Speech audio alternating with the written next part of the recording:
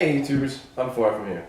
This is a fireside edition of the show, which is no different from a regular show, except that we have a fire. Maybe you guys have heard about the recent discovery of the dolphins, which are chewing on pufferfish to quote-unquote get high.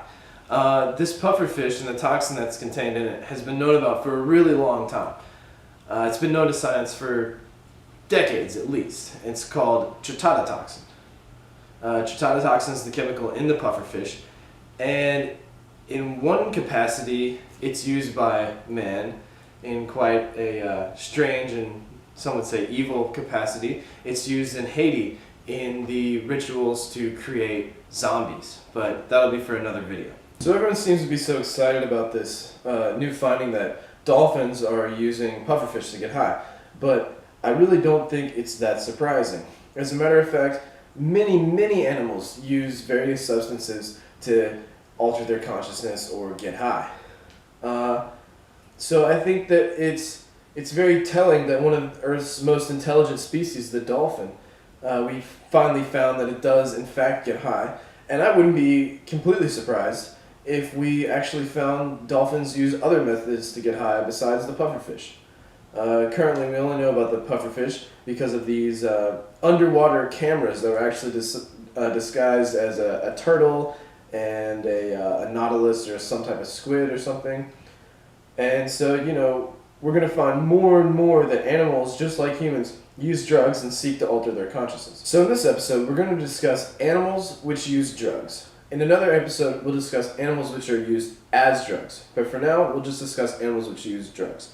This is everything from primates, such as gorillas in West Africa, use the tabernath iboga root as presumably as a psychoactive or a medicinal. An interesting anecdote about the origins of iboga usage can be found in the Bwiti myths. The Bwiti themselves say that they found iboga through observing gorillas, who were the original users, and the Bwiti only discovered that iboga could be used as a medicine and a hallucinogen from the gorillas. In addition to primates, it's also known that cats, elephants, dogs, hedgehogs, all sorts of animals like to alter their consciousness. But one very famous example are the reindeer of Siberia, and they're known to eat the Amanita muscaria mushroom. Again, this is a case where the people may have learned the usage of a drug from an animal. The Siberian people also use the Amanita muscaria mushroom in their shamanic rituals and also just as a recreational intoxicant. The reindeer will consume the mushroom whenever possible. They will even dig through snow to find the mushroom underneath the snow. Now, it's been said that sometimes the people would observe the reindeer eating this mushroom and then would consume the urine of the reindeer, which they would somehow collect. These were reindeer herders who were, maybe milking the reindeer as well. So somehow they collected this pee of the reindeer and drank the magical mushroom-infused reindeer piss, which must be fantastic. So most people will have heard of catnip, which is a member of the mint family or the Lamiaceae.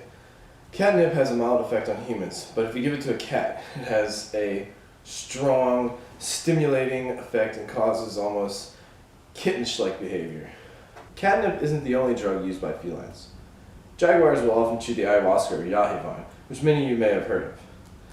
This vine is used by Amazonian peoples in their hallucinogenic rituals, but the exact effect it has on the jaguar isn't quite known. Some of the tribal peoples use it to enhance their hunting abilities or to be able to see game, perhaps in their hallucinations. And it's thought that maybe the jaguar uses it for the same reasons, to enhance its hunting ability. But it's more likely that the jaguar uses it as a purgative to clear parasites or to get rid of sickness in some way, as do the native peoples. Animals get drunk. All sorts of animals get drunk. Pigs, elephants, antelope, monkeys. There's even monkeys at a resort somewhere in Asia, I believe, that steal the drinks from the tourists.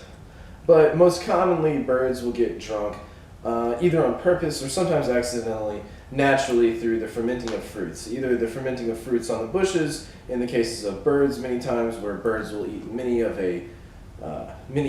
they'll eat many fruits, which make them feel drunk, and then they'll fly around or wobble around, and sometimes they'll run into things and kill themselves. Elephants will often eat fermented fruits, and there's a great video which I'll put a link to in the doobly-doo, done by the BBC quite a long time ago, and you can check that out, of all sorts of animals getting drunk in nature.